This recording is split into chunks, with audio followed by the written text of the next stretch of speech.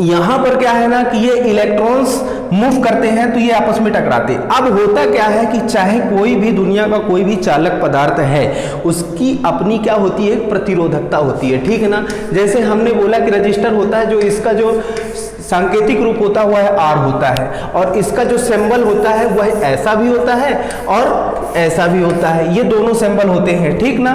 तो ये प्रतिरोध के सिंबल हो गए और उसका सांकेतिक रूप आर हो गया, और जो उसकी इकाई होती है, इकाई क्या होती है, ओम होती है, ठीक है ना। क्या होती है, ओम होती है। ओम का क्या है ना, ऐसे लिख सकते हैं, या कि हम OHM ओहम भी लिख सकते हैं, ठीक ना। OH और M, ठीक, ओम। तो ये ओम हो गया, ये उसके सिंबल हो गए, ये सब क्या है, ये सिंबल है, ये यूनिट है, ठीक, और ये उसका क्या है ना, सांकेतिक रूप है। तो प्रतिरोध क्या होता है, प्रतिरोध एक ऐसा कंपोनेंट होता है जो धारा के मार्ग में अवरोध पैदा करता है। तो जब किसी भी दुनिया में, जैसे ये R है तो हम इसको लिखते हैं R is directly proportional to ρ L/A।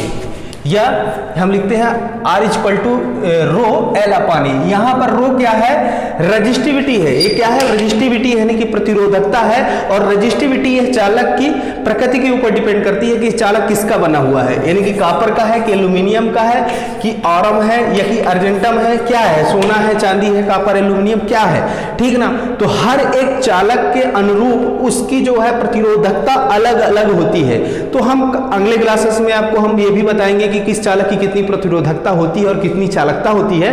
खैर अभी हम सिर्फ इतना इस फार्मूले से अवगत हो जाएं कि R इक्वल टू कितना होता है, R इक्वल टू होता है रो L अपान ए, यानी कि चालक की अगर लंबाई बढ़ेगी तो उसका प्रतिरोध बढ़ेगा क्योंकि वो है डायरेक्टली प्रोपोर्शनल है। और अगर चालक का ये क्रॉस सेक्शनल एरिया है, क्या है, क्रॉस सेक्शनल एरिया, जो चालक का अगर कटाक्ष क्षेत्रफल बढ़ता है तो उसका प्रतिरोध क्या हो जाता है, जब अगर ये बढ़ेगा तो ये घटेगा क्योंकि ये इन्वर्सली प्रोपोर्शनल है।